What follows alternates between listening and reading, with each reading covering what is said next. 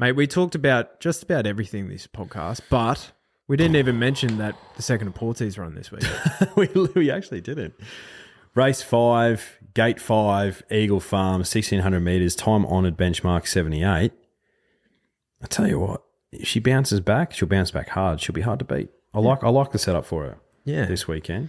But, mate, it's not only, our horses running this weekend. There's plenty of others in some big races. We've got royalty to meet. We've got a mountain to climb and we've got a cup to drink from. Yeah. There's a lot on. Yeah, there is. And, there's a lot of horse racing happening this weekend, you can jump on your Neds app. You can have a look at your profiles and you can follow us in if you'd like to, because I think we make it a little bit easier for them. You would like to think so. And I tell you what, there's a word beginning with V ending in alu that you'll find quite often on our profiles. But you can do everything you want with the Neds app. You can get weird and exotic. That's probably a good way to play this weekend with some tough races and with some good horses at big prices. Yeah, it's times like this that we're really, really lucky to be partnered with the good people at Neds. Well said. I need to ask you a question. Be curious, Drifters. Mr. Brightside fends them off and wins again. Zardozi wins the Oaks for J-Mac. The photo finish.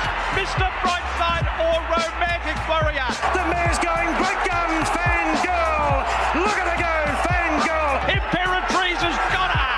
And raced on by Imperatrice by a length. Overpass. More Baker's Delight in Perth. Redina just won it, I'd say. Tom Kedden won the spring champion in a cakewalk. Without a fight, won the Caulfield Cup. If you're watching on YouTube, you'll see I got my special cap on, which I only bring out for the big events. Yes, the punting cap. Yeah. So, Everest, Caulfield Cup. Did you see the barrier draws for both of them? I didn't see it live for either. No, it was after the fact. Although my phone was blowing up last night. Man, are you seeing this? A lot of clown emojis, and it didn't make any sense to me until after the fact. A literal circus. That's what I was going to say. A literal circus. In more ways than one, because I reckon if I'm thinking back to the glorious day of previewing the Caulfield Cup last year, we were watching the barrier draw live. Remember that? Because it was a live stream. That's right. And we were like going order by a horse in saddlecloth order, and without a fight, barrier 7 came up. And I was like, bang, there we go. That's right, yeah. And it's like, compare that to, because the Caulfield Cup just basically did the exact same thing except on Tuesday this year. Yeah. And Kanga, the MRC, bloody, what is he, CEO or whatever? Chairman, yeah. Whatever. He's like, basically going like, sorry guys, that's not good enough. But to be fair, I've inherited this recently. So I'm putting my hands up. I'm distancing myself away from this. But I'm like, hey, Kanga, if I remember what the barrier draw was like last year, surely you should kind of know that, bruh. Yeah. Honeymoon period. Is it officially over already? Oh, look here. I've got a couple of thoughts on it. As a racing enthusiast, I wouldn't say we're a dying breed, but, we're not the biggest industry in the world. And there's a lot of sports in Australia that are a lot bigger than us. I just want to see the barriers as soon as fucking possible. I do. Because I want to know if the horse I'm interested in drew well. Yeah. Like I want it to be instant for me. So the whole Yahoo that goes on with the Everest, like a literal circus last night, like I would never watch that. No. Because I just want to find out after the fact. For me, it's the equivalent of basically saying, hey, Declan, the barrier draw is coming out at 9 p.m. your time. Yeah. And okay, cool. I'm not going to look until then. I don't care about all the Yahoo.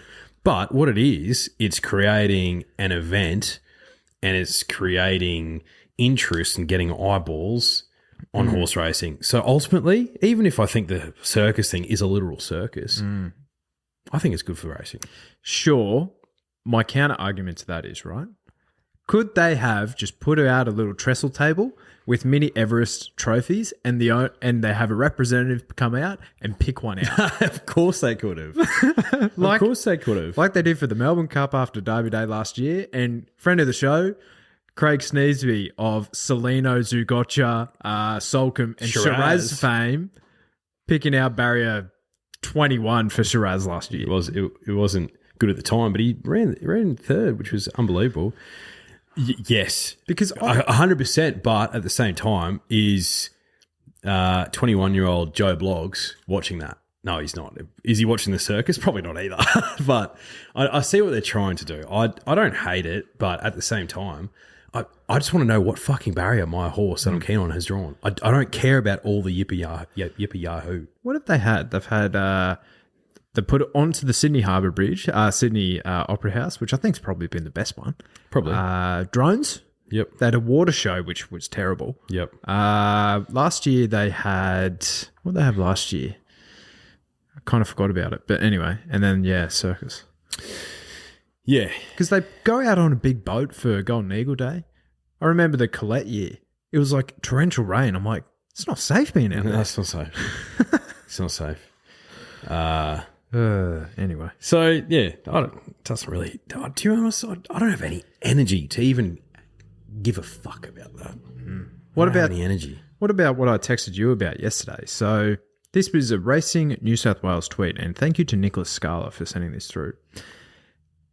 As a condition of entry for the Sydney Stakes on Saturday, the 19th of October, horses may only be scratched under certain circumstances. Consequently, a horse declared as an acceptor for the Sydney Stakes is not accepted to be declared as an acceptor for any other race on the Randwick program.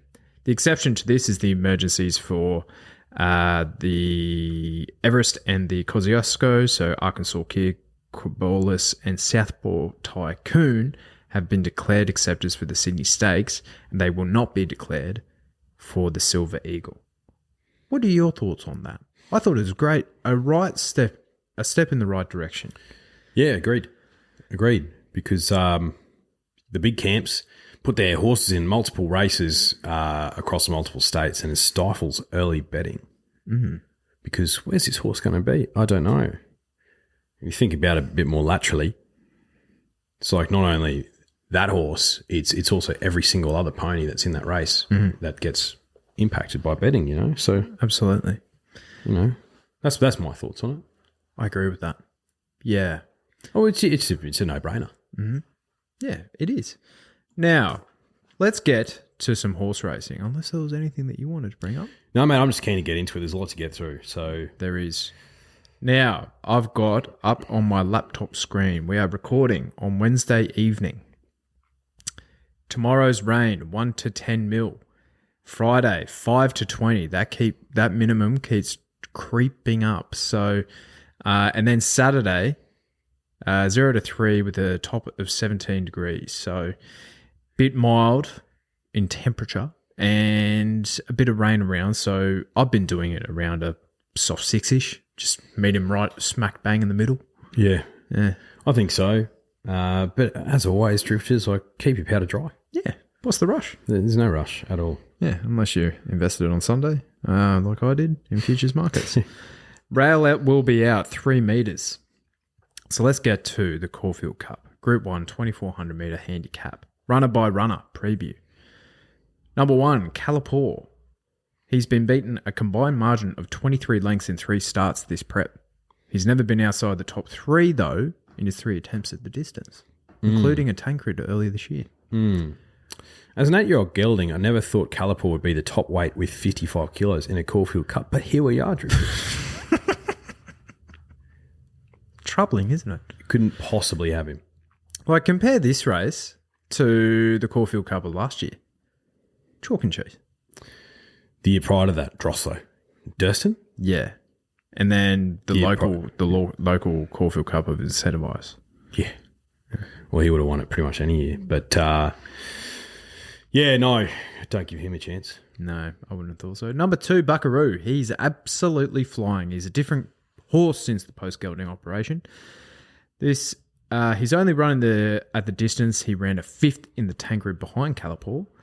So unsure how he really likes this ground, but he's also never been this version of Buckaroo as well. So, he got through it well enough. Soft 6 against Via Sistina, second in the tank. What was that?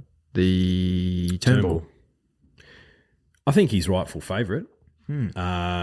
I'm happy. He's in my numbers, but I'm happy to take him on. Yes, he is a different horse, but there still has to be a query around the 2,400 metres. What do you think? Same. I'm happy to take him on as well, just because I think there's more elite stayers in the field. Plus $4.20 in a Caulfield Cup is short. It is. So happy to take him on. Yeah, absolutely. Number 3, Circle of Fire. He's been defeated by a combined margin of 28 lengths in his 2 starts this prep. He needs further. Circle of Fire is a genuine stayer, and he definitely needs further. Tell you what, I don't know what price he is in Melbourne Cups at the moment, but he was the early favourite before the spring started. If he storms home into 5th or 6th here, he won't be the price that he is now in Melbourne Cup futures. I'll tell you that much for free. Well, I would like to compare his price in future Melbourne Cup markets against the price of Warp Speed, this Japanese runner.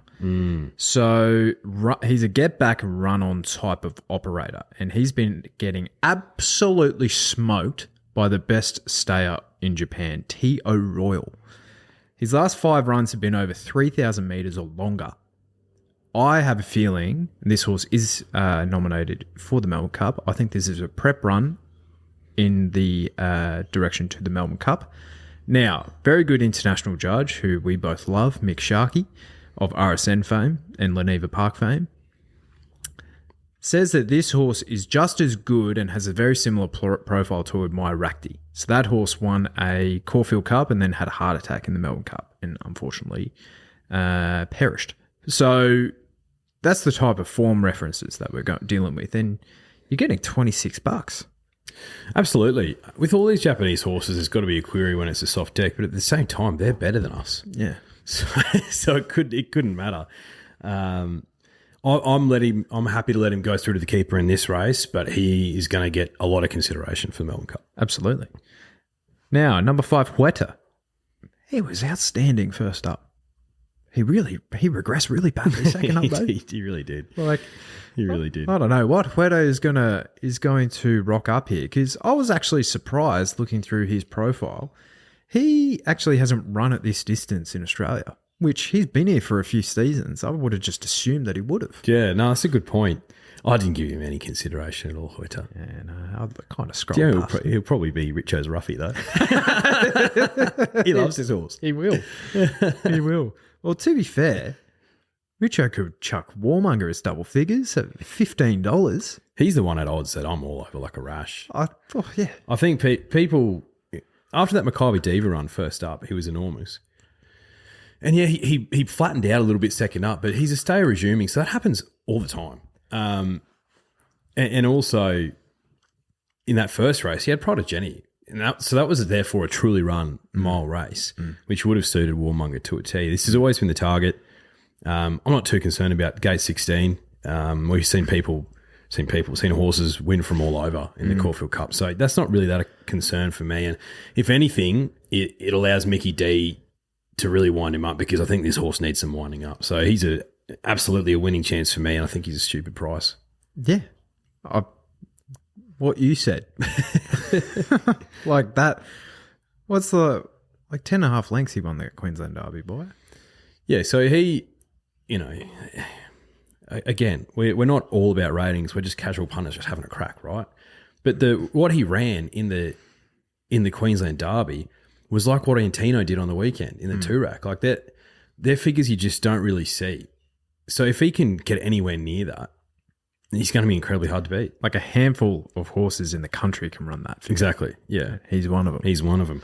And I loved Mick Price came out this week and said, we're going to ride him more positively, like Blake rode him in the Queensland Derby. And I think you can, because you can get this guy revving 1,000 metres out. I think he's a 2-miler.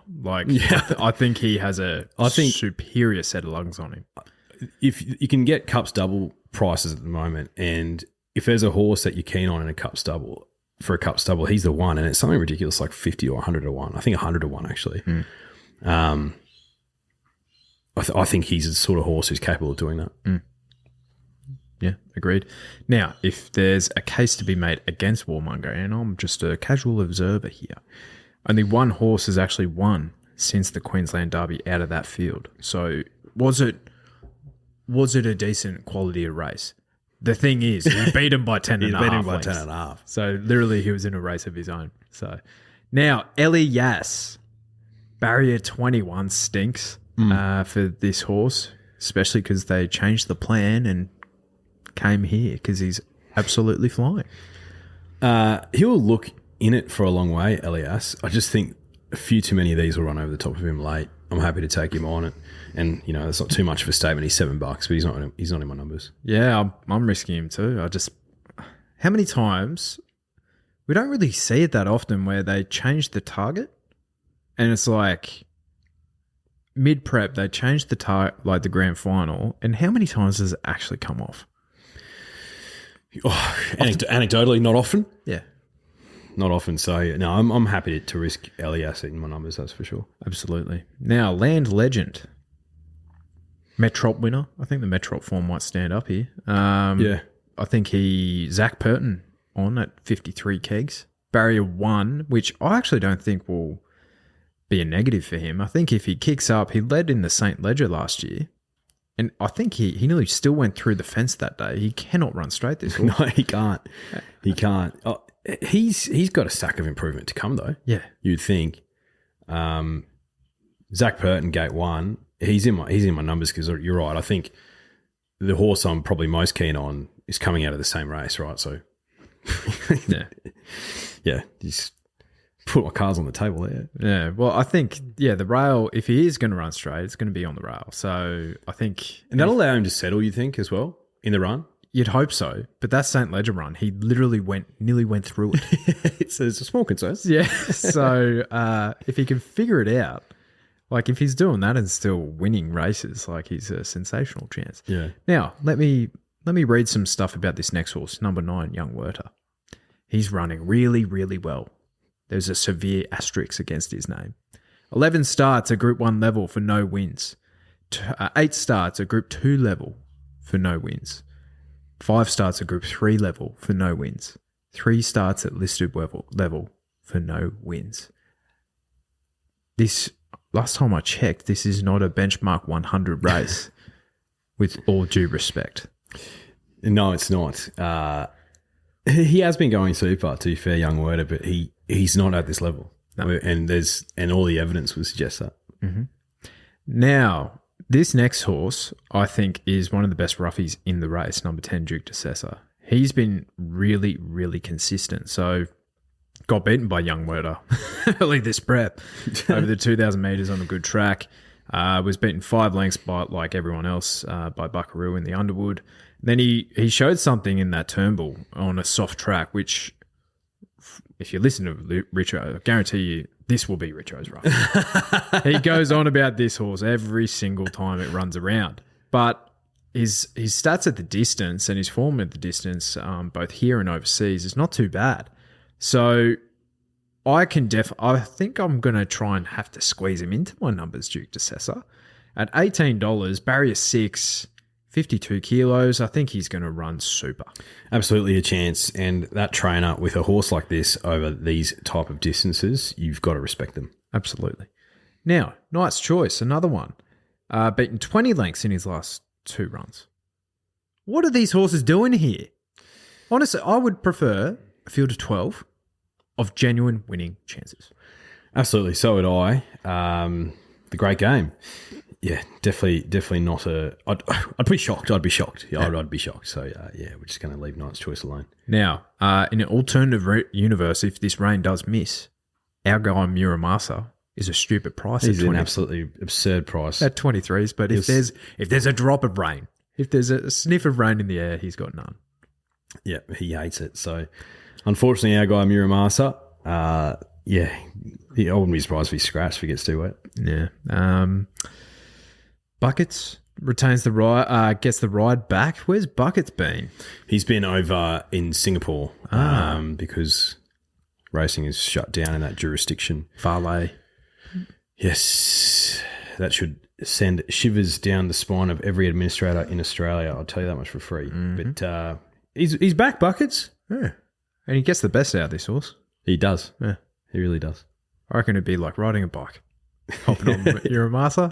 He's like, oh, g'day, mate. How are you? Absolutely. Yeah. Now, Zardozi's a winning chance. Yeah, absolutely. Yeah. With Andrea Atzeni. Yes, Andre is not on Circle of Fire this time. He's been flowing in to ride Zardozi at the request of Godolphin, and when Godolphin calls, you answer the phone. She was brilliant in the Metrop. The market loved her, and I said to you before the race, I was like, how's this go for Zardozi? Don't really understand it. Oh, she was my on-top selection, but it was purely because nothing else in the race really inspired me, and I thought we'd see a different horse getting out to 2,400 metres. And I saw exactly what I wanted to see. She had no luck. She didn't settle in the run. She got bumped on the turn, and she still nearly won. She's meeting Land Legend here better at the weights. She's going Melbourne way, which I think probably adds another length to her based on what we've seen of her so far. Gets an incredible jock on who's one of those jockeys who I think if she's going to settle in the run, the Italian stallion. Do you reckon he knows Q Tempesta? he's the guy. 51 kilos. I think gate 12's perfect for her because she'll settle probably midfield and can peel out. So she's my top selection. Zardozi, bit of a range she'll love too.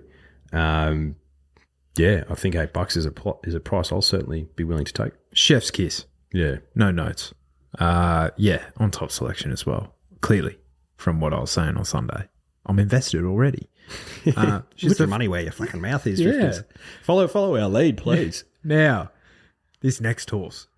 To be honest, Coco Sun, don't really care about you. We're more involved with the jockey here. Titan! Get a text through from my favourite punter in the world. Just saying like, are my eyes painted on or am I believing? What am I seeing? Chris Teaton, Sha Tin's finest, Hong Kong's finest, is coming over to ride Coco Sun, and that's all we're really interested in. Yeah. And J-Mac, our friend, we know who his on-top selection is going to be purely for that reason. He does not give a shit otherwise. Yeah, he loves T-Tan. Keaton? Yeah. I remember when he's like, who's Keaton on? And we're like, who's Keaton? Oh, Teaton. Yeah. Hilarious. So, yeah, best of luck for T10 fans with Coco Sun, but she needs to improve significantly. Deny knowledge. All the ratings gurus are frothing over this horse. Probably needed to draw a little bit better, and the cut out of the ground will not help her. She had the perfect setup and was ridden brilliantly by Mark Zara. We need to find a nickname for him. In the Might and Power last week, more pressure up front here. With all due respect, downgrade and jockey, distance more of a query, deck more of a query. You get $11 to find out. I think she was a much bigger price this time last week for Caulfield Cup futures. So if you got some of that, well done. You're definitely going to get a run for your money, but no, I can't have her. Nick Ashman of racing analyst fame. The Beaten Favourites, his podcast. Yeah. So he put out this horse at 200 to 1 for the Caulfield Cup and at $50 to place. So he's a jam. Yeah, he's a good judge. And that that was weeks ago. Like that was months ago that he did that. So there's still life in the futures markets, evidently. Well done. That's unreal. So now Valiant King. This horse ran around in the Caulfield Cup at $10 last year. 70 to 1 this year with the good people at Ned's. Barry 18. T.O. Nugent on for Chris Waller. Yeah, interesting. Oh, I think he'll run well, this horse. He's an enormous price. He's one who's also going to be going to a Melbourne Cup, you would assume. But I haven't seen enough from him this prep, but he's a genuine stayer. So watch for him to be running on well, and if he does, he's a definite chance in the Cup. Yeah. Positivity, nice draw for her. She's in good form. I think she'll finish in the top half of the field, but I don't have her as a winning chance. Oh, she did $31 pop, and I think that reflects her chances. Yeah. Now you say the next one. Saturday. Yeah.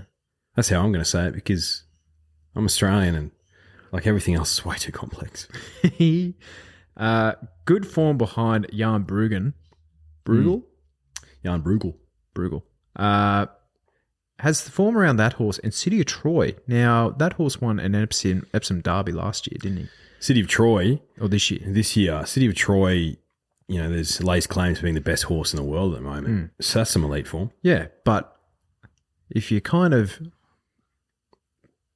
look past the curtain here, he was had SPs of $12 and $51 respectively, and was beaten 4 to 7.5 lengths for both horses. So I don't.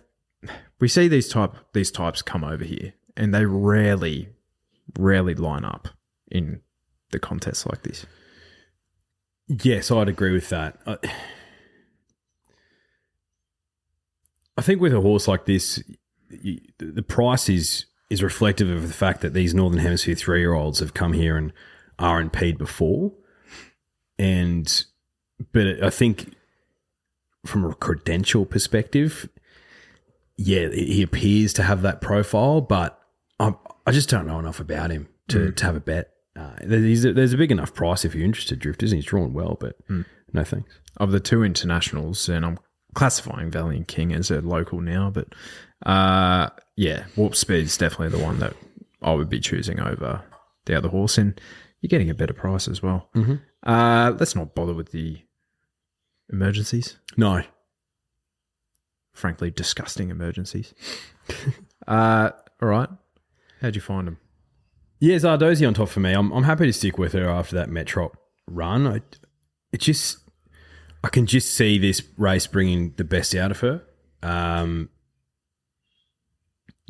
Melbourne way of going is probably the thing with it, combined with a wet deck that really, really gets me interested. But I tell you what, Warmonger is a close second pick, and the price can afford, for me to have a spec on both of them. 2-bet Terry. So they're clearly the two for me. I think Buckaroo's going to run a drum. Like you can't disrespect the form coming out of the Turnbull. He's a different horse with a Magic Man on. He draws absolutely perfectly, and Chris Waller can win a big race. And Land Legend, for all the reasons I outlined, reading through the race, they're my top 4. Yeah, Zardozi on top for me, kind of outlined on Sunday. But if you didn't listen, I just think pretty much for everything you said, actually. Wet deck, Melbourne leg, 2,400 metres. I think she's just such a superior stayer, has a massive engine on her. I think she'll run super at 51 kilos and barrier 12, elite jockey. Too many ticks to keep count. Land Legend in for second. I think the Metro form this year is actually going to hold once. up. It's going to hold up. And then, I have Warmonger in for third. Good luck to Mickey Blue Eyes of RSN fame. And then, I'm chucking Duke DeCessor in for fourth. No disrespect to Buckaroo, but you're too short, bruh. He is short. Too bloody short. All right. That's the first runner by runner. Now we have a certain mountain to climb. An Everest field. Barrier draw, we've had some theatre. Wait till you hear our thoughts about this race. That's the real theatre. 1,200 metres. Group 1, Way for Age. First running at Group 1 level. Good to see. Now, number 1, I Wish I Win. Barrier 9, Luke Nolan. That's a perfect draw for him, I think. Yeah? I think he would have wanted anything between 6 and 10. I Wish I Win. He would have won last year if he didn't draw Gate 1. In retrospect. So this way he can do what he did in the TJ and he can peel out and absolutely storm home. Bit of a Goldilocks, this horse. His record reads super with $12.1 million worth of prize money. But he hasn't won very often in the last, since his TJ win. He always runs super. He always storms home because that's what you're going to get out of I Wish I Win. He won in the Kingsford Smith Cup. Mm-hmm. He did. Absolutely, he's a winning chance. I'm probably going to say that about most of these horses, just as an FYI. I coined this theory early days about him that he's a much better horse Sydney way of going. He's going to need to be much, much better to win this, based on his first 2 tune-up runs this prep. So, yeah, he's a winning chance, but I'm risking him. Yeah, so am I. $6.50's getting borderline interesting, though. That's a bigger price than I expected. Like, what is he come race time? Race time? Yeah. Am I reading this right? Jolly Star's the favourite right now? Yeah, she is. Wow. I wasn't expecting that. I don't know what I was expecting, but it wasn't that. So, yeah, pretty much everything that you said, but I haven't been as taken by his first 2 runs as I have been previously. Yeah, I'd agree with that. But is Moonee Valley his track? Like, it's not. Yeah. The thing with him as well is, though, remember last year his prep leading into this was a bit unique. I think he ran first up in a CF4. Yeah. And then maybe he didn't run at all until the actual Everest, maybe. I can't quite remember, but this year's been different. He's had a much better preparation leading into the race, I think. But I still, particularly in that Manikato, would have wanted to have seen more from him. But he wouldn't shock at all. Number 2, Giga Kick, barrier 3, Mark Zora on board. So I'm assuming J-Max just gone like, this horse is going no good, get me on Jolly Star. Yes, and that's telling. The writing was on the wall for this horse last start. He had a charmed run, had every single right to run over the top of them. Bella Nipotina ran so much better, and she had no right to in that race, based on what I saw. He hasn't come back the same horse, unfortunately, and it pains me to say it. I'd be shocked if he won this race. Shocked? I'd be shocked. Wow. He hasn't come back the same horse.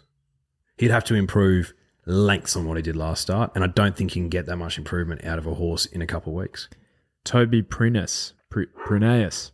Giga Kick will piss this in. He's been foxing. Trent Mathers, Giga. Paul Zedman, Giga Kick. So a few of the drifters are on Giga Kick. Look, he's got the man for the job. Mark Zara. Needed to see more from him. That's a fair enough statement, man. I have to. He's not near my numbers. No, have to see it. And yeah, like I wouldn't be completely shocked. He's drawn the right barrier. He'll probably get one of the runs of the race, but he's kind of crumbled under the pressure so far. Now, Joe Pride of Kicking Jockeys Off Horses fame. I can't draw a gate fame, Joe Pride. No, but he has confirmed for both this horse and Think About It, they are going forward in these races. So Private Eye's going to be hung out to dry 4 wide then? He's done that in 2 Everest before and run super. He has. Probably, to be honest, probably bring the best out of him. Yeah, he's a miler, mate. So we've been over this. We've been over this. We have been over this. So probably hasn't shown what he has in the lead up to other contests. And I think the one thing we didn't do is look at the forecast. There's currently a heavy 8 at Randwick. So I think there's a bit of rain around. So I think there's going to be a cutout, but it's a nice sunny day. I think we'll be playing on a soft deck. Yeah. Yeah, but it's not going to be heavy. No. Yeah. So I've kind of done it for about the same, about soft 6. Yeah. So I think that's okay for Private Eye, but I think the stable have said in the past he needs a good track to show his best, and his profile would suggest that. Yeah. So I'm happy to risk him. Same. Bella Nipotina likes some cutout though. She does. Horror draw for her. Where do you take her?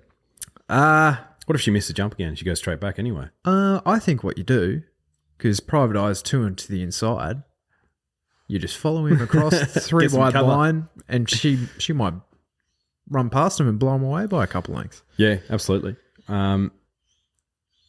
She you know what? She hasn't found her way into my numbers. Such is the closeness of this race, Bella Nips, and fascinating. And I thought it immediately post that she was unlucky, but immediately post that is it the Premier Stakes that yep, that the Bellas and the Gigas and the Think About It's were in, and that Airman won. Marzu. Ran super.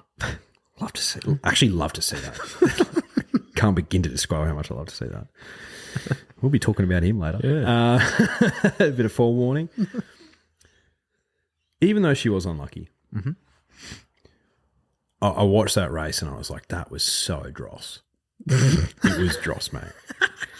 As in the quality of the race? It just stinky poo-poo watching that race. So for me, I've got to rule out some of these horses somehow. I've got to rule out that race. So any horse that partook in that race and finds themselves here, got to take a stand against. I'm not saying she can't win, Drifters. No. Fucking get your undies out of your asshole. But I've got to risk it. I am me. Hot Nash back on. Barrier 1. Big winner from the barrier draw. Last time this horse ran on a rain-affected ground was in June 2022 and was beaten 7.5 lengths from Passive Aggressive. That's a stat. She's not in my numbers. No. But she'll be in front of a long way. Yeah. I honestly think she likes to feel her bones rattle. She likes it like a firm track. Plus vetted. Was she? This week or last week? Yeah, she had a bit of blood in one of her nostrils. I did see that actually. So something like that comes up and I couldn't, not in a race like this. Yeah, not for an elite. Steffi Magnetica. Barrier 6. She's one of the big winners. X Factor. From the barrier draw. Absolute X Factor. She is the one at double figures that I think should not be double figures. The most. If that makes sense. Absolutely wouldn't shock me. No way. Steffi Magnetica. That slashing return. Like, how much upside does she have? And she's already won a Stradbroke. Absolutely. And as we know, the Stradbroke form is always elite. Chef's kiss. Always elite. So she's absolutely a winning chance in this race. Sunshine in Paris, barrier 8 with Tommy Berry on. If we're playing on anything soft 6 and worse, couldn't possibly. Because I think she's good enough to win a lot of races on a heavy soft deck. But I think to win this race, it needs to be a soft 5 or better. So she's an interesting one. I think if we are playing on a soft 5, would not be surprised if she firms up in the market. I wouldn't be surprised if she firms up anyway, because if Jolly Star's favourite or close to it, some people are going to be like, huh? This thing's double the price. I'll have some on that. Yeah. She wouldn't shock Sunshine in Paris, but she's not in my numbers because I'm thinking we're going to be soft 7. Yeah. She is in my numbers. I think, what do I think? That return was as good as you'd ever hope to see. From a horse looking like that. She was fat. Hairy. She was hairy. But she's going to look sensational on the weekend. Bikini wax. She's going to be ready to go. Yeah, she's going to be in a bikini. She's going to be looking sensational. Like, this horse has only been out of the top 3 twice. And that was in her 4th and 5th. Like, she never runs a bad race. She's a super horse, mate. I've got a lot of time for Sunshine in Paris. Yeah. A lot of time for her. Now, race favourite, number 8, Jolly Star, J-Mac on, barrier 4. Concern for me is she's barely seen rain-affected ground. She has barely seen rain-affected ground, mate. She's barely seen the racetrack. Yeah. That's a great point by you. So does not bother me in the slightest. Actually, in fact, her second start, she lost to Facile on a soft 5. I think you can read into that what you would like to. Drifters. I keep thinking about her resuming run. And I keep thinking about that, and I keep thinking to myself, holy shit, if she repeats that or if she improves on it, she wins this race. Gets a significant jockey upgrade. A significant jockey upgrade. Gets the J-Mac first up, gets the K-Mac second up, then gets the J-Mac back third up. He was like, see you, Giga, a previous winner of the Everest, so he could jump on board this mare. Gate 4, she is going to get the run of the race. Chris Waller horses third up after being flat second up. Would love to see some data because this is completely anecdotal. We saw it with Via Sistina in the Turnbull Stakes. I think you're going to see it again with this horse. She's my on toppy, Jolly Star. And I'm actually so much more confident than what I thought I would be. Really? Yeah. Wow. Like so much more confident. Wish I had a nibble at the double figures she was post her losing last start. But I think she's going to run an absolute blinder. And I think irrespective of the deck, she will. So, and wouldn't it just be like J-Mac to raise the bat, 100 Group 1s, in the first ever running of a Group 1 Everest for a Chris Waller horse in silks like that? Like, come on, man. Come on, man. Storytelling. Yeah, it's a good point. It's a very good point. What do I have her? Yeah, if it's soft 6 or worse, I'm happy to kind of leave her out of my numbers. Just because I haven't seen it yet. She's a Zoo Star. They can get through it. But doesn't mean every single one can. Exactly right. So, Growing Empire, Barrier 7. Kieran on. Kieran's running?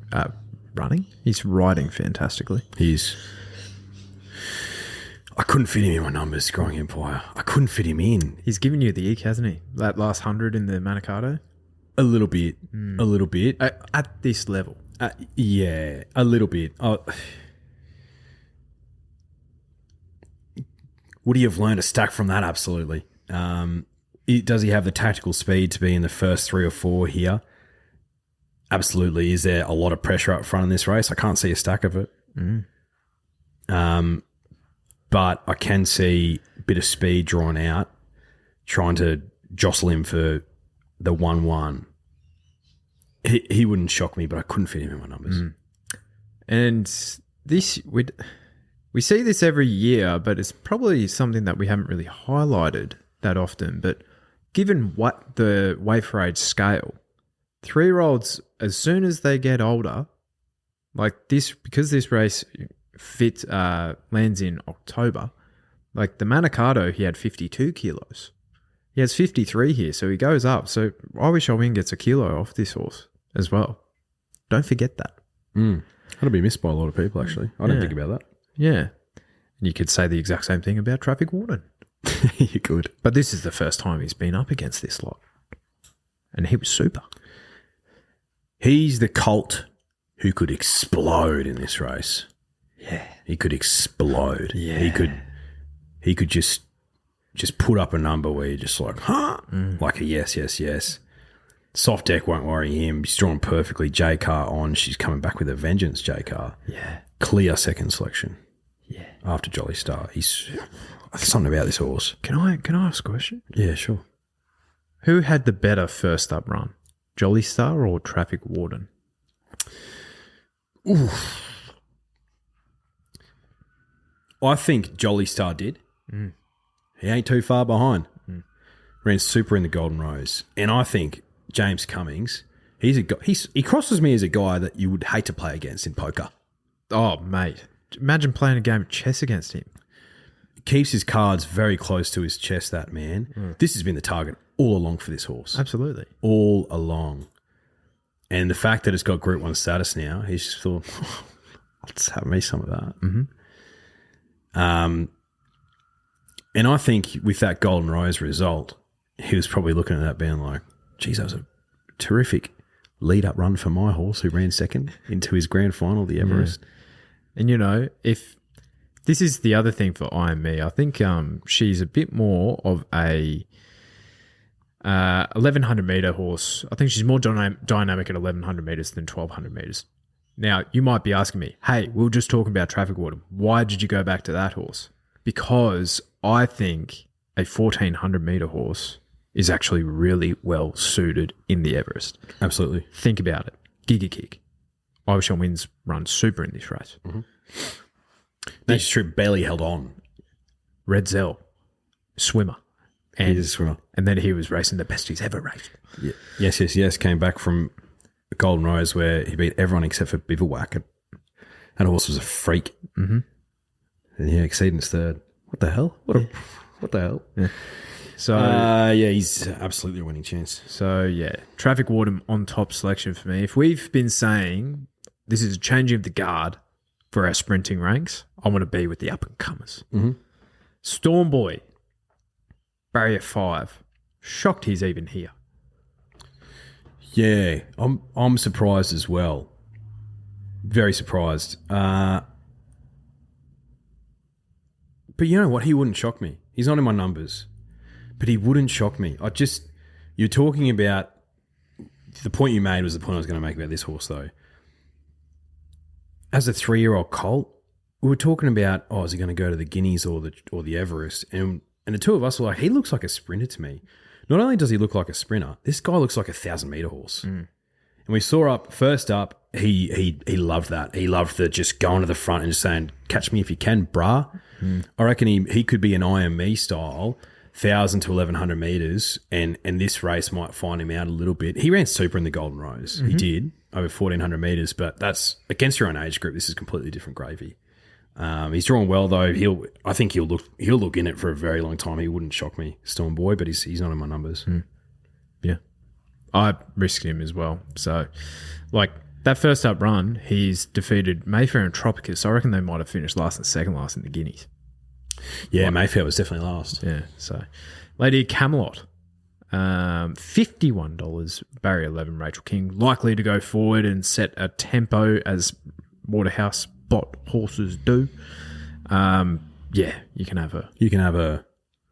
And then the emergencies. So, Traffic Warden on top for me. And then I have some mares fill in the placing. So I have Sunshine in Paris, Steffi Magnetica, and Bella Nipotina into 4th. Bella Nips. Jolly Star on top for me. Traffic Warden into 2nd. I wish I win. Originally, I wasn't liking him for this race, but I just can just see him running a blinder. Never doubt Peter Moody and Cat Common. And Steffi Magnetica into 4th for me. There's a point I wanted to make that we haven't made, and I thought we'd have a few of these in our numbers, but no filly or mare has ever run top 3 in the Everest. Do you think that means anything, or do you just think it's had such a short lifetime? It's just for whatever reason, that's just the way it is. We've had some absolute champion sprinters since the Everest has been inducted. Yeah. We've had Red Zell with Vega Magic and Brave Smash, and then Chautauqua is into 4th. And then the second year, Red Zell and Santa Ana Lane ran that year. Up and coming colt, yes, against Santa Ana Lane and Nature Strip and those what have you. Nature Strip, Elite, against like these types, like it's just been the way it is. And last year, like it was a close bunch. Think about it. Private Eye, can't remember who ran 3rd. Oh, no, I wish I ran 2nd. Private Eye 3rd, and then In Secret probably could have won that race if she got a better run, bit more luck in transit. So yeah, I agree. I think like if this was around when Black Caviar was going around, she would have won it 3 years in a row, like in a canter. So I think you can't really read into that, but it'll be interesting if it happens again this year, particularly with the quality of the fillies and mares. And Kieran Maher's first ever time with a runner. Yeah, bizarre too. It's just weird how it's all worked out. And he has 3 of them. All right. We are 48 minutes in and we have we've gone through 2 races. So let's get through the rest of these cards. Holy shit. Yeah. Time flies, hey. Now, let's go back to Caulfield. Race 2, the Gothic States. Listed for the fillies, set weights and penalties. Any firm opinions here? I thought Stolly Bolly could run well. She won against that inferior opposition when we were there at Moonee Valley. Stolly Bolly? Oh, apologies. Oh, am I... Sorry, I might be looking at the wrong race here. I thought it was for the fillies. Maybe it's not. Race 2? It's not for the fillies. Apologies. That's right. No, there's no fillies in this race. These things it's all coals. Oh, there's one. Lovely cut. Anyway. The 2 for me are Stolly Bolly and Reserve Bank. Stolly Bolly I thought was going to run last week or the week before in Sydney, but it was scratched.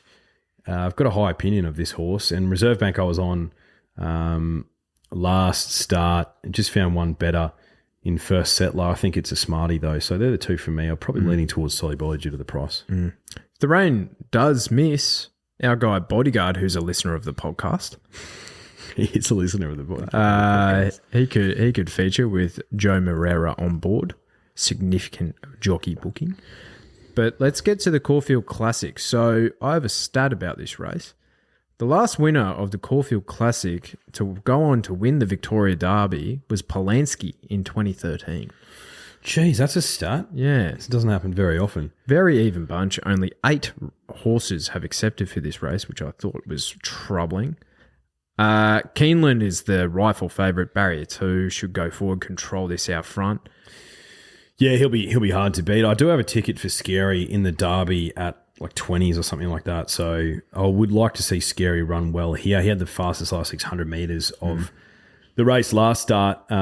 He's by shocking. He's going to enjoy getting out over further. So I'll probably have a spec at him, just speaking out of my pocket. Tell you what, Danny O'Brien has a really nice set of 3-year-old staying types for the boys and the girls. And this Politely Done was in the at the Victoria Derby preview at Flemington. So ran third, Luckless, was bumped, sneaking through a gap, and ran super into third. Went to Ballarat last start in a maiden. Spanked him by 3.5 lengths, was 3 wide no cover over 2,000 metres. So I think this horse is an out-and-out stayer. Like you'll see the best of him. So I think he can definitely win this. But heading towards a Derby, he's a winning chance. Ethereal Stakes, 2,000 metres for the fillies, basically. Now, the other one for Danny O'Brien, Hurry Curry. Now, she won the Oaks preview, and she was ultra impressive. She was good, yeah. I watched that race, actually, and she was definitely the one who was clearly a cut above. Inevitable Truth, classic Johnny Sargent, with an Oaks filly who's yet to win. She's one to keep an eye on at a big price at 13s. But no, Hurry Curry looks a little smarty, I think. Too Darn Discreet comes out of that race where it was effectively raining cats and dogs at Flemington last start. So you just got to question the form out of that race, I guess. Yeah, and virtually equal favourite, Killcare Beach Girl, like same race. And that can kind of ruin your prep almost when it's like that. So I'm happy to take Hurry Curry, who was so impressive. Now, the Alinghi Stakes, 1,100 metres listed for the fillies and mares, set weights and penalties. I thought this was tough, but Itmus is a mare on the rise. Look who she's out of. Yeah, Scholes. That's where my money's going. But she actually is a mare on the rise. Like, she looks like a smarty. Tell you what, if she's anything like her mother, you don't want it too soft. You don't want it too soft for Isthmus, that's for sure. Yeah, what about Gummy Gumdrops? Gummy Gumdrops just got home for 5th for you last start. Need to see more from her. Yeah. And, you know, if she did that at Moonee Valley where the scene of the crime was, and you come into Caulfield, you got to question mark that. Yep. 1,000 Guineas prelude, 1,400 metres Group 2 for the fillies, set weights and penalties. Now, Sam Friedman was on RSN during the week. He said that of his 2 in this race, being Amina and Matisse, bet on Amina for this race and bet on Amina and bet on Matisse in the 1,000 Guineas. I'm going to disregard that and I'm going to have Matisse on top. So I saw enough from her when I was very keen on her at Moonee Valley, got too far back, and Bellatrix Star is just too... If I'm considering that horse a winning chance in a Coolmore, I think it's a damn good form reference. She's only seen the soft ground once, but that was up here in Doomben, and she won very convincingly, so I think she might get through it if it is that way. Absolutely. GG's Miss Truth, I was on last start behind Bellatrix Star, and we've seen what Bellatrix Star has done since then, so sticky gate, but happy to stick with her. All right, the Millennium Sprint, race 7, 1,000 metres Group 2 for the it's a handicap grade. Estrella comes back to a suitable distance in suitable grade. No way this horse was ever going to an Everest. Hayasugi was in the noms for this race, and they didn't go here, so I'm big grade up for a Coolmore for that horse now. I don't know where she's at. Need to get some more information before. Must be something wrong with her. I didn't mind Ray Magmirio in this race. Big Ray. Yeah, Big Ray. Got form around Jimmy Starr. just the weight swing on Estrella, like 59 kilos. She's got a lug, 1,000 meters, yeah. But coming back from the Manikato, she had the slowest last 200 or 400 or something like that in that race.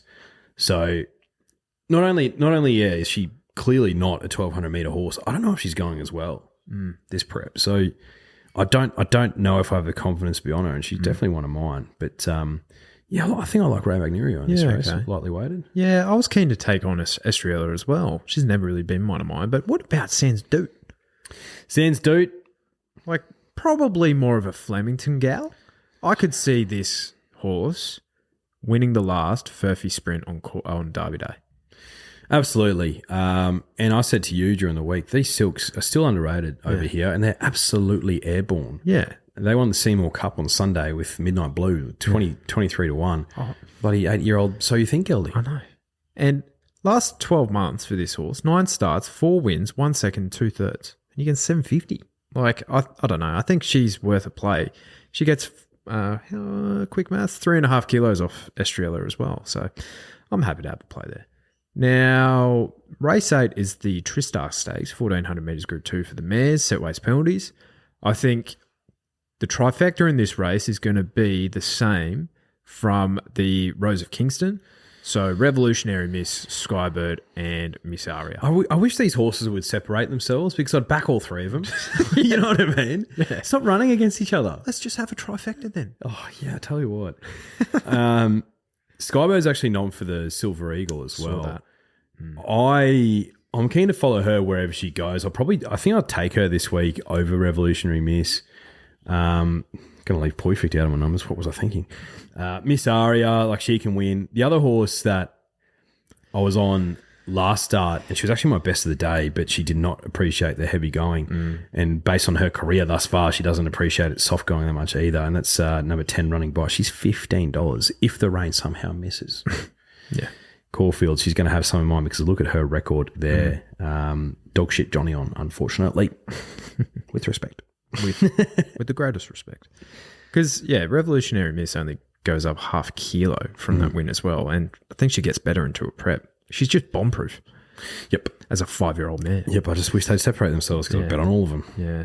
She did get the perfect draw last start. So she draws out and Miss Aria drew out as well. So I'll probably have Miss Aria on top. She got me out of a hole that day. So now the Moonga, race 10. Moonga? Is it Moonga? No. Or is it Moonga? We had this exact chat last year. Actually? Yeah. It's the Moonga. Because Moanga has a U in it. Oh, it does, yeah. Richie Moanga. Yeah. Now, the Moonga, 1,400 metres, Group 3. I was wondering why it was called that. I was like, why was it called that? Anyway. Am I a fool for thinking Pinstripe's a good bet here? I don't think you're a fool. No.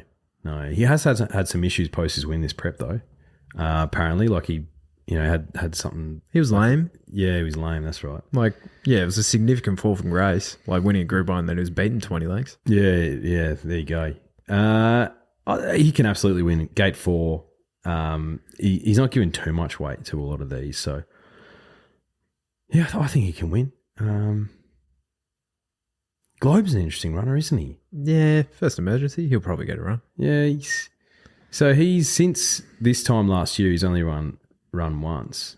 And that's right. I was on Here to Shock that day that won that race. Yeah, that's right. Yeah, so interesting to see how he comes back. But I don't know, Mick Price and Michael Kent, sometimes when a horse goes Australia, he's never really come back, particularly in those silks. Yeah.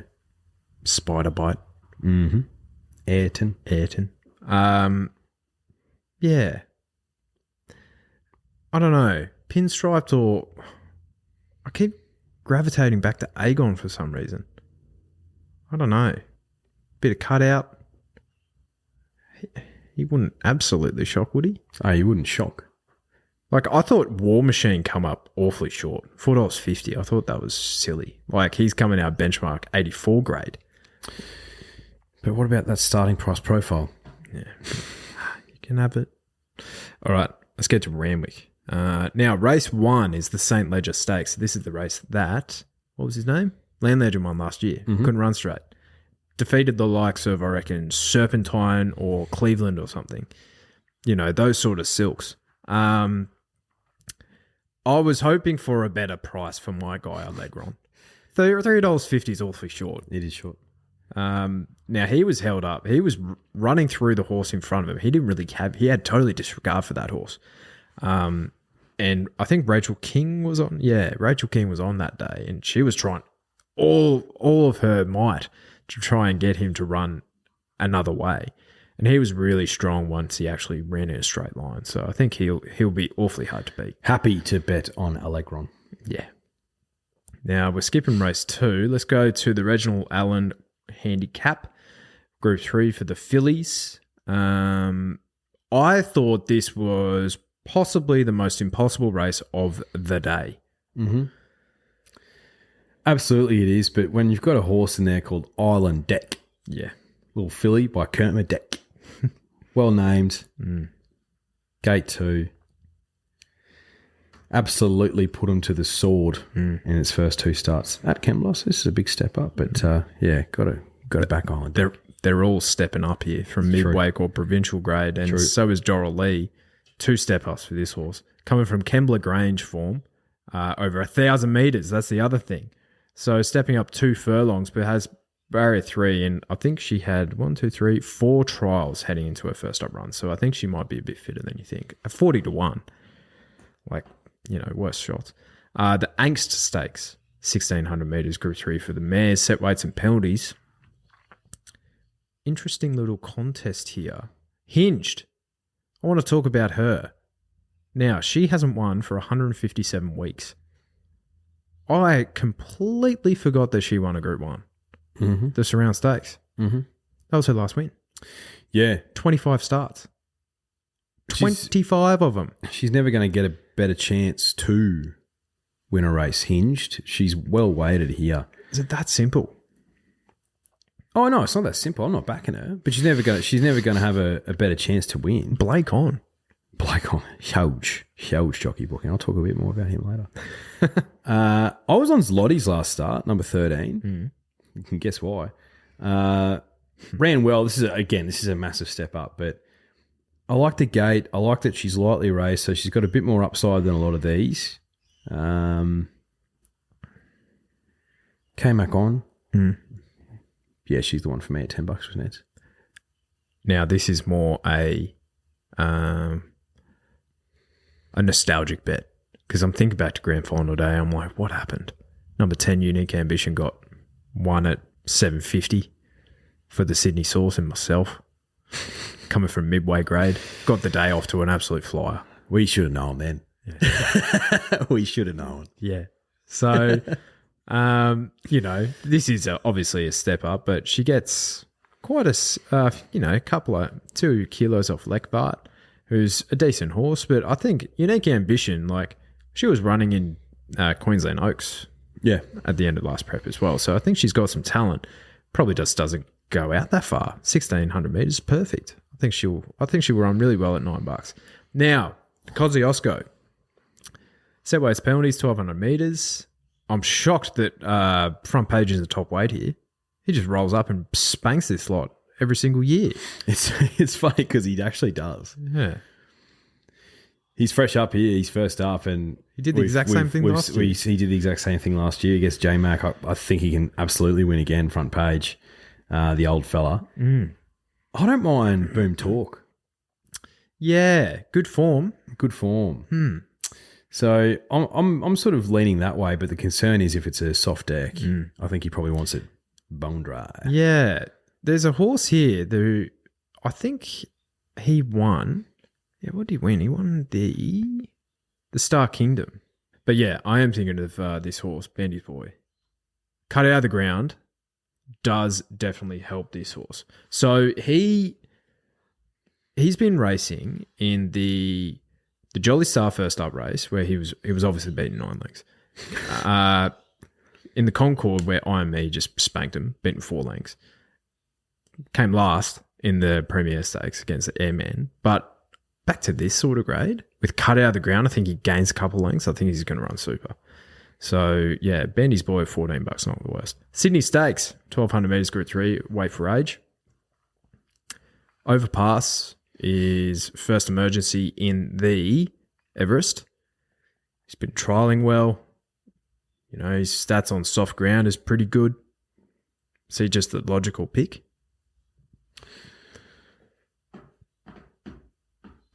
I think so. I think so for a lot of people. It doesn't mean he is for me. Marzu was super. First up with a bit of cutout. I think Marzu can go back to the well and with Hot Nash on. I think he can win this race at $7.50. He's been great the last 2 starts. He has been. Southport Tycoon had some intrigue. I assumed he'd be in the Silver Eagle. And if you're thinking that Growing Empire is he couldn't squeeze into my numbers for an Everest, it's like, well, what's this horse done wrong? You know where I could back this horse? Is in a champion sprint. Because I think they've shown their cards, right? Yeah. Well, if they're not racing in the Silver Eagle, then unless because he was an emergency for the Everest, they're sort of thinking, well, let's just keep him at that distance anyway. I'm not sure. I know it was very close between him and Growing Empire for the year-long slot. Like, it was really, really tight. Yeah. Yeah. Oh, it's interesting. It is a tricky race. Even Lady Laguna can run well here. Like, Mumbai Muse? She's $18, $19 for Mumbai Muse. So I think a lot of people would just be assuming Overpass because he's fresh up record and, you know, Bjorn was campaigning so hard for him to be in the Everest, but this is a tricky race. Very tricky race. King of Sparta's been trying the house down. I backed him in this race last year. I reckon he drew the exact same barrier. And he had absolutely no chance. J-Mac has ridden this horse 5 times for 4 wins in a second. Like, really gets on with him, like, really well. I can't possibly from that barrier. I could back Marzu, King of Sparta, Southport Tycoon, Overpass, and Mumbai Muse really easily. So I'm in a bit of a pretzel with that race. How's Think About It? It goes from winning the Everest last year to being an $8 pop in the consolation race. Yeah. So he basically, in 2023, he couldn't draw a bad barrier. This year he can't draw a good one. No, he can't. So it is quite important. The Silver Eagle, 1,300 metres Group 3, set weights and penalties for the 4-year-olds. You'll remember, if you were listening this time last year, I tipped out Straight Acer at 40-1 and ran second, just. But it was good. It was good times. War Machine, dual accepted here, as well as Skybird as well. So we'll know in due time where those horses are heading. But Ostraka is a horse with red hot form. Barrier 15, I don't think really helps, but Blake's on. No, it doesn't help. I'm keen to be with Skybird. If she ends up here, I think she's got a big win in her. And she's been running super so far this prep. Mitch Friedman had a terrific win with attrition last week, and I think he could have another party this week. She's $9, which is a price I'm happy to be on. I can understand why Komochi has come up. Is she favourite, $4.40 with Neds? Yep. I can understand why she's come up favourite, Komochi. Mm-hmm. She can run on a bit.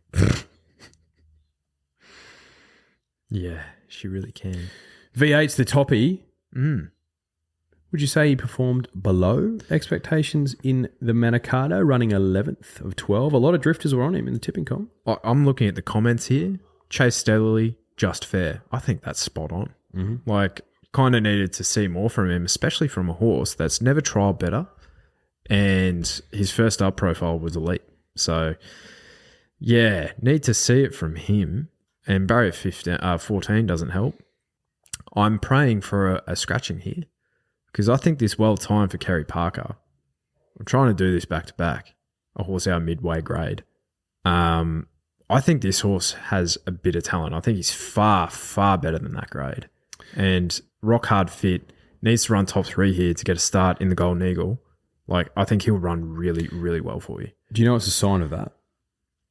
Guess who sticks on? Nash. And I know Nash gets along really well with Kerry Parker, particularly with those silks. But Nash could have ridden a lot of these horses above. And he's like, no, I'm going to stick with that one, even though it's the first emergency. Yep. So I'm praying for a scratching. And Nash is so hot. Yeah, he is. There is another horse who's actually been one of yours over the journey, Port Lockroy. I feel like there's a trend here where you're on them early and then you drop off and then I jump on them. Yeah, that has happened. Yeah. I'm not necessarily saying that he's one of mine yet, but I think this horse could, like, he was pretty smart behind Ostraka. Ostraka did have a bundle more weight and he's meeting that horse like worse of the weights. Port Lockroy, that is. So. Now, the King Charles, we didn't even do the King Charles. We didn't. Completely forgot about that race. Forgot about it. All right.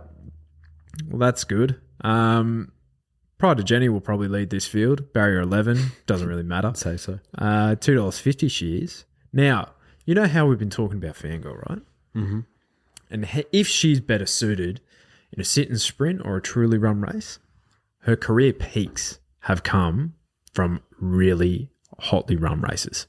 So I've actually got Fangirl on top. Oh, do you know what I found fascinating? Fangirl's in this race. Obviously, she's always going to be. And then Zoo Gotcha's accepted for this race without a jockey. I think Chris Waller's got an insurance plan. If it becomes a monsoon in Sydney, and if we're playing on a soft 7, I think Fangirl gets scratched. I think J-Mac jumps on Zoo Gotcha because there's no jockey booking for Zooey at the moment. Yeah, I think that's as far as like tinfoil hat conspiracies go. I think that's quite reasonable. But I think the opposite will happen if it's a soft 6 or better. Anyway, I'm going to stick fat with my guy Celestial Legend. I'm going to stick with him. Wow. And there's a couple of reasons for that. Mm-hmm. Soft deck doesn't bother him. Significant jockey upgrade. Blake Shin. Like, again, Blake Shin could have been on a lot of these horses. Yeah. But he's on Celestial Legend. Blinkers on first time. Gets a gate. Toe in the ground. I said last start, I was like, is bro looking for 2,000 metres? Tell you what, there's not many other mile races in the world that are like the Randwick mile with a horse like Pride of Jenny leading to test you out over a mile. Mm-hmm. And I think he'll love that. At $12, like, I'm happy to have a throw at the stomachs because I'm looking at Pride of Jenny at $2.50 with Neds as it stands right now. And I'm seeing that there's other pressure in this race with the likes of Major Beale. And I'm sort of thinking to myself, do I want to dive into that? No. Fangirl queries over a soft deck. Is she even going to run? So as it stands right now, I'm going to have my guy Celestial Legend on top. So if there is cut out of the ground, we haven't seen this version of Pride of Jenny in those type of conditions. So her last win on rain-affected ground was in September 2022 in a benchmark 90, defeating Mega Mia and Saigon. Who? Like, in this version of Pride of Jenny, I think you can definitely take her on. I think so. So she's in my numbers because I'd be an idiot for her not to be. Now, sorry, I will correct myself there. That was me looking at soft stats. So she did run second in the Mackay Diva. That was obviously very heavy ground. Yeah. So I think she can get through it to a degree in which she could be competitive in this race. But I think at $2.50, oh, no, thank you. No, thank you. Mm-hmm. I've got Celestial Legend on top from Pride of Jenny and Fangirl. Like, if she is here, she's stupid not to include her in my numbers. Mm-hmm. And Cheer Wolf for Jack Pride. I think he's going to run a belter. Yeah. Well, I've got Fangirl on top from Pride of Jenny. I think they duke it out. And then I'm going to put in for third. I'm going to put in Cheer Wolf as well. but I think my guy Lions Raw's flying at $81. Mark Zara on. Mark on. Yeah, I think you need a 2,000 metre horse at Randwick. He doesn't give a shit how wet it is, Lions Raw. He'll just trundle along. Yeah. So friend of the podcast. Very big, dear friend, old friend. Yeah. 7 years old now. Yeah. Yeah, this podcast has been going on for a while. And mate, I think we've bloody done it. That was a lot, wasn't it? Hour 15. It is a big weekend. Yeah. And when you're banging on runner by runner, like, yeah, you kind of have to for these races, though. Jeez, we spoke about a lot of traffic cones today. But what's the highlight for you? Everest, Caulfield Cup? Absolutely the Everest. Absolutely. Like, anyone who hates on it, I just don't understand. It's absolutely terrific. It's elite. We talk about it all year. Yep. It's one of the few races that actually gives me butterflies before it jumps. I love it. What's your highlight? What would my highlight the be? The Mwanga Stakes? Yeah, the Mwanga Stakes. I don't know. Is there a midway this weekend? You have been RPing. Yeah, I have. Sorry, Sorry, the source has been. The source has been. Oh no, the Big Dance Wildcard might be good. We didn't cover that one. What's that worth? 3 mil? Yeah, this race, 160 grand. Yeah, that's a bit light on, isn't it? Yeah, it is light on. Yeah, Ducas could run really well there. But yeah, no, definitely the Everest, mate. Like, it's going to be cracking. Like, I actually went through and counted, like, who do I think's a winning chance? I've got half the field there. Yeah, I'm similar. Yeah, so. All right, if you're having a bet this weekend, do it with the Neds, do it responsibly, check out our profiles, all that good stuff. Good luck, drifters. Let's go.